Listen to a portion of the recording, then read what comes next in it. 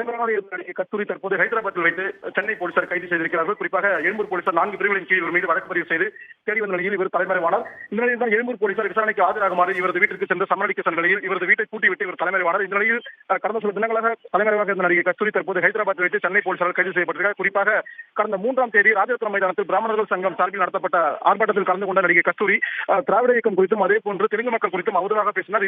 இது தொடர்பாக பல்வேறு காவல் நிலையங்களில் புகாரானது கொடுக்கப்பட்டது. இந்த நிலையில் தான் எழும்பூர் காவல் நிலையத்தில் கொடுக்கப்பட்ட புகாரில் 4 பிரிவுகளின் கீழ் வழக்கு பதிவு செய்யப்பட்டது. குறிப்பாக இருவேறு பிரிவு மக்களிடையே கலவரம் ஏற்படுத்த நோக்கில் பேசுவது, அதே போன்று கலவரம் செய்ய தூண்டுதல், பொது அமைதிக்கு குந்தகம் வைத்தல் உள்ளிட்ட 4 பிரிவுகளின் கீழ் நடிகை கஸ்தூரி மீது எழும்பூர் போலீசார் வழக்கு பதிவு செய்தனர். இந்த சம்பவம் குறித்து விசாரிப்பதற்காக நடிகை கஸ்தூரிக்கு சம்மன் அளிக்கப்பட்ட நிலையில் அவரது வீட்டிற்கு போலீசார் சென்றிருந்தனர். ஆனால் அவர் வீட்டை கூட்டிவிட்டும் அதே போன்று செல்போனை சுவிட்ச் ஆஃப் செய்துவிட்டும் அவர் தலைமறைவானார். இந்நிலையில் அவர் தலைமறைவானதை சென்னை காவல்துறை உறுதிப்படுத்தியது. இந்த நிலையில் தான் அவரை பிடிப்பதற்கான 2 தனிப்படைகள் அமைக்கப்பட்டு சென்னை போலீசார் தீவிர விசாரணையில் ஈடுபட்டு வந்தார்கள். இந்த நிலையில் அவர் ஹைதராபாத்தில் இருக்கும் தகவலை அறிந்து தற்போது அவரை கைது செய்திருக்கிறார்கள்.